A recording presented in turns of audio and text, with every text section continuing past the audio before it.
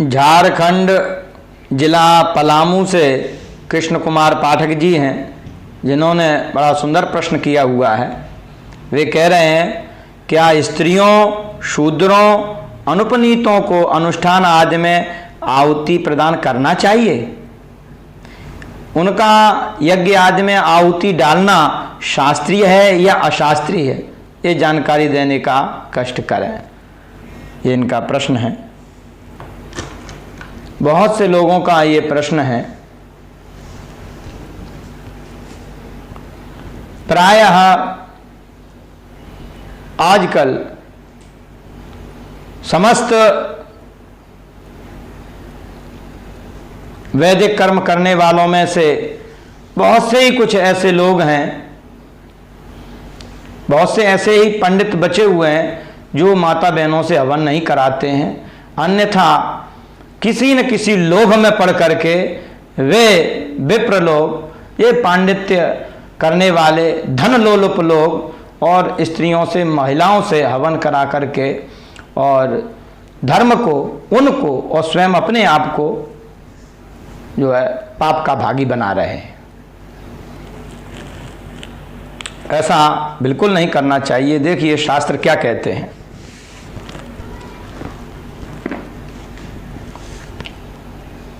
मनुस्मृति के 11वें अध्याय के 36वें और 37वें श्लोक में भगवान मनु की आज्ञा है कि नवई कन्या न युवतिर नाल्प विद्यो न बालिशः होता स्यादग्निहोत्रस्य नार्तो ना संस्कृतस् तथा। कह रहे हैं ये जो है होता नहीं बन सकते किसी भी प्रकार के वैदिक हवन में, वेद के द्वारा विहित हवनों में। इसमें जो प्रतिपादित जो लोग हैं उनको हवन नहीं करना चाहिए, वे सर्वथा अनधिकृत हैं। न वही कन्याओं को हवन नहीं करना चाहिए, बालिकाओं को, अर्थात जिनका विवाह नहीं हुआ है। आचार्य श्री कुल्लूक भट्ट जी कहते हैं कन्या अनूढ़ा, कन्या माने अनूढ़ा, जिनका विवाह नहीं हुआ है। तो इससे कहीं कोई व्यक्ति ऐसा न समझ ले कि विवाह हो जाए तो हवन कर सकते, क्योंकि ऐसा भी बताया गया है कि स्त्रियों के लिए यज्ञोपवीत का विधान नहीं है, विवाह ही इनका उपनयन है। ऐसा स्वयं मनु महाराज की उक्ति है।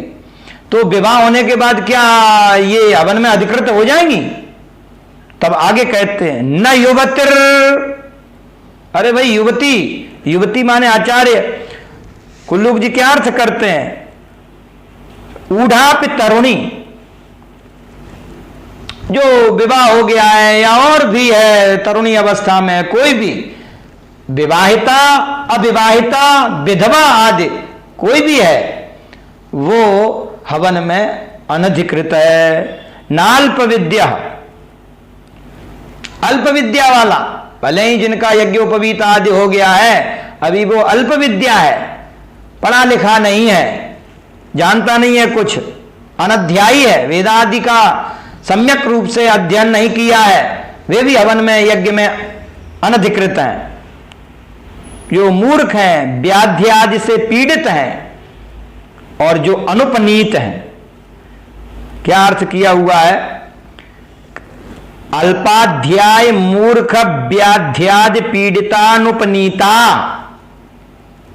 जो अल्पाध्यायी हैं, जो मूर्ख हैं, जो व्याधि आदि से ग्रस्त हैं, पीड़ित हैं, किसी भी पीड़ा में पड़े हुए हैं, और जिनका यज्ञोपवीत नहीं हुआ है, ऐसे ब्राह्मण, क्षत्रिय और वैश्य भी होता स्यादग्निहोत्रस्य नार्तो ना संस्कृतस्तथा।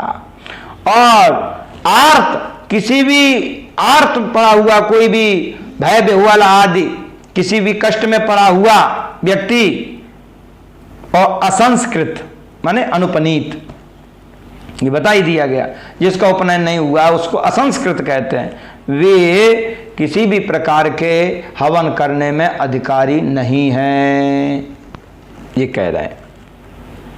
यदि कोई कहे हम तो करेंगे, लोग कर रहे हैं, वो देखो उसने किया है, हमारे यहाँ वो सब पंडित जी आए थे, हमसे कई लोग कहती हैं, महिलाएं कहती हैं प्राय कि आप नहीं करवा रहे हैं, आप मना करते हैं, वो जो आए थे हमारे यहाँ पंडित जी उन्होंने कर दिया, हमारे गुरु जी ने कर दिया, और हमारे जो आचार्य हैं वो करवाते हैं। तो ठीक है, सुन लीजिएगा उनका क्या होगा। देखिए शास्त्र क्या उनका प्रतिपादन करते हैं, इसमें कोई ऐसा नहीं है कि जो है हम किसी बात को कह रहे हैं, वेद शास्त्र आपके ही हैं, वे क्या कह रहे हैं देखिए कि नरके ही पतंत्येते जुहवता सच यस्य तत् तस्मात् वैतान कुशलो होता स्याद वेद पारगः। एते नरके पतंती, इनके लिए जो शास्त्रों में वेदादि का जो अधिकार न होने के कारण हवन में जिनको अनधिकृत किया गया है, वे व्यक्ति बलात् हठात जो हवन करने में प्रवृत्त होते हैं, करते हैं, तो ते नरके ही पतंती, ही माने निश्चित, वे निश्चित तौर पर निश्चित रूपेण उनको नरक में जाना पड़ता है। जुहवता सच यस्य तत्, जो जुहवत हवन करते हैं, इसलिए हवन में उन्हीं लोगों का अधिकार है। होता स्याद वेद पारगः, जो वेद पारंगत हैं, जिन्होंने वेदादि विधि सहित पढ़ लिया है, कल्प ग्रंथों का अध्ययन कर लिया है, वे ही वेद में हवन में अधिकारी हैं, यज्ञ में अधिकारी हैं। कई तरीके का निषेध है, किस तरीके से शुभ को पकड़ें, कैसे आहुति दें, कैसे बैठे, किस तरीके का जो है हवन में कब प्रक्षेप होना चाहिए, बड़ा जो है विधान है। कभी जो है इस पर चर्चा करेंगे। अभी संक्षिप्त में समझिए कि कैसे स्वाहा बोलना है, ये भी बड़ा बहुत कम लोगों को पता होता है। स्वा उदात्त है और हा जो है मध्यपाती है, स्वाहा ऐसे बोला जाता है, और लोग तो स्वाहा हा पे जोर दे देते हैं, तो वो ये तो आद्योदात्त हो जाता है, इसका अर्थ अलग हो जाता है। कोई भी पद है यहाँ वैदिक पद जिसका नाम है कृष्ण, और कृष्ण आद्योदात्त है कि अंत्योदात्त है, कृष्ण पद, इसी में वो एक अर्थ भगवान श्री कृष्ण काला रंग वाला श्यामला अर्थ हो जाएगा, और एक अर्थ हो जाएगा काला मृग। तो स्वर में स्वर के भेद होने से स्वर तो पराधात प्रसिद्ध ही है, इंद्र शत्रु विवर्धस्व। तो इस दृष्टि से कई विधि निषेध हैं, कई कार्य हैं, इसलिए इन लोगों को बिना अध्ययन किए निषेध किया गया है। इसमें बहुत से लोग कहते हैं कि भाई बताया गया कि जिनका उपनयन संस्कार नहीं हुआ है उनको वेद में या हवन आदि में, यज्ञ आदि में निषेध किया गया है। तो जिनका हमारे यहाँ शास्त्रों में ब्राह्मण क्षत्रिय वैश्य का ही यज्ञोपवीत का विधान किया गया है, तो उन्हीं का उपनयन करा करके उनको ही अधिकारी बनाया जाता है। जब तक उनका उपनयन नहीं हुआ है तब तक वे इसके अनधिकारी हैं। परंतु जो जाति वाले, जाति हमेशा जन्मना ही होती है, इस बात को ध्यान रखना, जन्म से ही जाति होती है। ये जो है, जो गाय है वो जन्म से ही गाय है, ऐसा नहीं बीच में कोई गाय हो गया। सिंह है वो जन्म से ही सिंह है, ब्राह्मण है वो जन्म से ही ब्राह्मण है, काक आदि वो ब्राह्मण से जन्म से ही काक है। ये सब बातें आप जानते ही हैं और ये ही प्रचलित है, लेकिन लोग कुछ अपनी चर्चा कर रहे हैं, वो बात अलग है। परंतु कोई अनधिकारी को चाहे कि हम इसको ये उपनयन करा करके और वेदों में अधिकार दे देंगे, ऐसा नहीं हो सकता। जो जिसका अधिकारी है उसको ही योग्य बना करके उसका अधिकार दिया जाता है। यदि कोई शूद्रों को उपनयन कराता है या वेदाध्ययन कराता है या और भी शास्त्रों का किसी का स्मृति आदि का अध्यापन कराता है, तो उसकी क्या स्थिति होती है देखिएगा। धर्म सम्राट स्वामी श्री करपात्री जी महाराज का ये ग्रंथ है, इसको आप देख रहे होंगे। इसका नाम है संकीर्तन मीमांसा एवं वर्णाश्रम धर्म। इसके 56वें पेज पर स्वामी जी लिखते हैं कि नाध्यापये द्विज शूद्रम तथा नैव च याजयेत् इतिहासम पुराणंच काव्यम नाटकमेव च शूद्राय चोपदेष्टारम द्विजम चांडालवत् त्यजेत्। देखिए स्मृति का उदाहरण देते हुए स्वामी जी कह रहे हैं कि द्विजः शूद्रम न अध्यापयेत्, नाध्यापयेत् द्विज शूद्रम। द्विज कोई भी ब्राह्मण क्षत्रिय वैश्य किसी भी अनधिकारी शूद्र के लिए न अध्यापयेत्, अध्यायो वेद, किसी भी वेद आदि का अध्ययन नहीं कराए, तथा नैवच याजयेत्, और ना ही किसी भी प्रकार का यजन कराए। यज देव पूजा संगति करण दानेशु, इन सभी अर्थों को लिया जाएगा। पूजन यज्ञ आदि हवन आदि नहीं कराना चाहिए। और भी तो कोई कहे वेदों के अध्ययन का मना किया है, पुराण तो पढ़ा सकते हैं, इतिहास पढ़ा सकते हैं। नहीं नहीं, इतिहासम पुराणंच काव्यम नाटकमेव च। इतिहास यानी महाभारत और श्रीमद् वाल्मीकि रामायण आदि आर्ष इतिहास, यहाँ कोई ये भारत के बनाए हुए किसी दूसरे विदेशियों ने जो इतिहास गढ़ दिए हैं, इस इतिहास की, वर्तमान इतिहास की जो कि यहाँ अभी प्रचलित है, इसकी चर्चा नहीं है। हमारे यहाँ जो शास्त्रीय इतिहास है वो महाभारत रामायण आदि के लिए कहा जा रहा है। पुराणंच, पुराण उपपुराण औपपुराण आदि कोई भी काव्यम, काव्य कोई भी संस्कृत साहित्य का ग्रंथ, नाटकमेव च, नाटक आदि भी, शूद्राय च उपदेष्टारम, शूद्रों को उपदेश करने वाले जो द्विज है, द्विजम, उस द्विज को चांडालवत् त्यजेत्, चांडाल के समान ही उसका भी परित्याग कर दे। अर्थात उसका भी, ऐसे कार्य करने वाले ब्राह्मण का भी यज्ञ में अधिकार नहीं है। अनर्हा सर्व कर्मसु, सभी कर्मों में वो भी अयोग्य है। तो इस दृष्टि से अब यहां ये ऐसा नहीं मानना है कि किसी से भेदभाव किया गया है। ये जो फल है ब्राह्मण क्षत्रिय वैश्य को नित्य प्रति या तत्त कर्म में या विशेष स्थल पर, नित्य नैमित्तिक इत्यादि स्थलों पर जो कर्म विधिपूर्वक करने पर जो फल प्राप्त होगा, मंदिरों में विधिवत पूजा करने से जो फल इनको द्विजों को प्राप्त होता है, वो स्त्रियों को, शूद्रों को भावना रखने पर अपने अपने अधिकार से, जैसे किसी का झाड़ू लगाने का कार्य है, किसी का और सेवा का कार्य है, कुछ सेवा कर देने पर ही वो फल की प्राप्ति हो जाती है, अलग से करने की जरूरत नहीं है।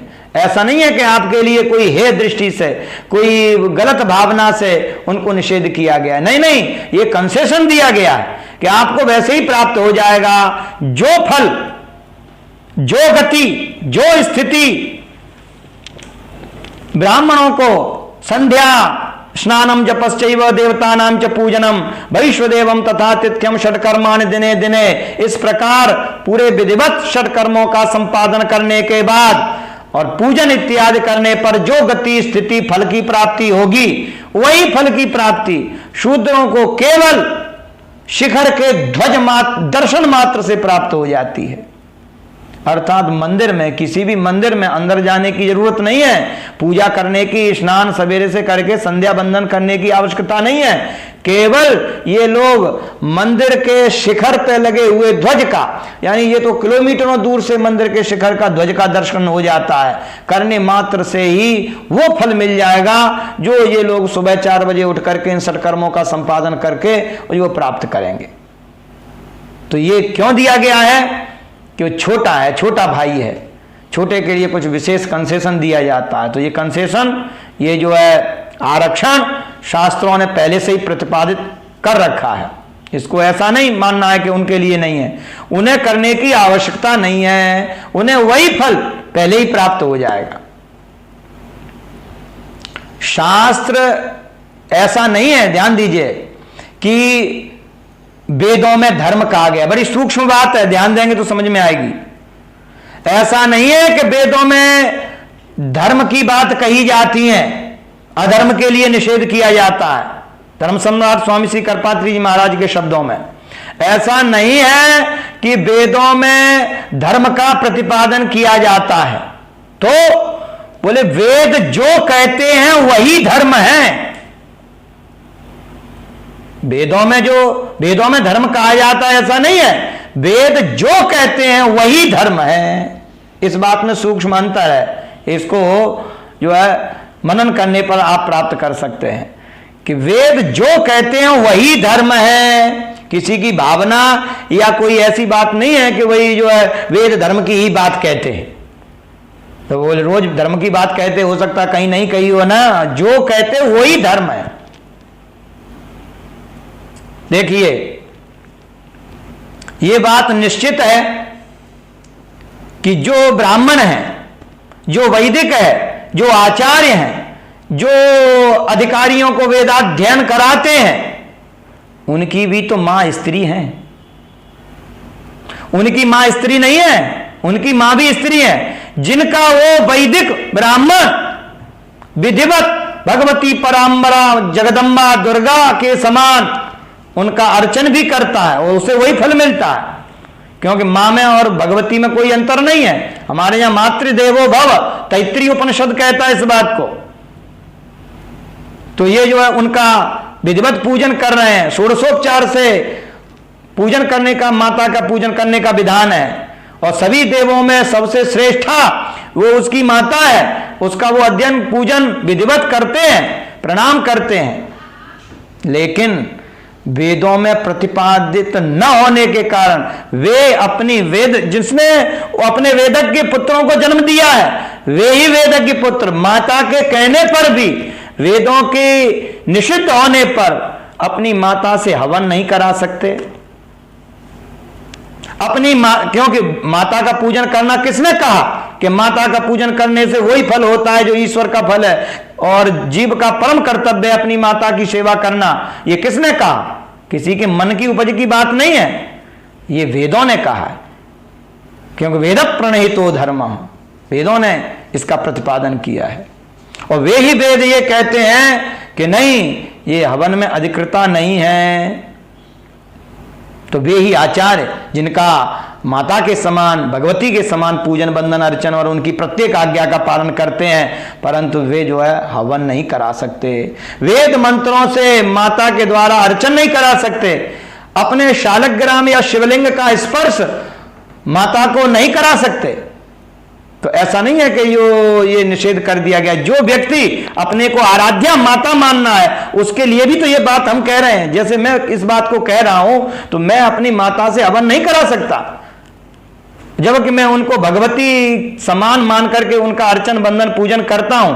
वे यदि कह दें तो मैं जो अपने जो प्राणों की भी आहुति दे सकता हूं, दे दूंगा, बिल्कुल सकना मत समझिएगा, बिल्कुल दे दूंगा वे कह दें तो। परंतु मैं अगर वे कहें तब भी मैं उनसे वेद मंत्रों से अर्चन नहीं करा सकता, शालग्राम स्पर्श करने की अनुमति नहीं दे सकते। और तो और जो हमारे परम आराध्य भगवान श्री राम, भगवान श्री कृष्ण को जन्म देने वाली भगवती कौशल्या, भगवती श्री देवकी यशोदा माता, उनको भी वैदिक कर्म करने में, उनको भी शालग्राम आदि शिवलिंग स्पर्श करने में, अग्निहोत्र करने में अधिकार नहीं है।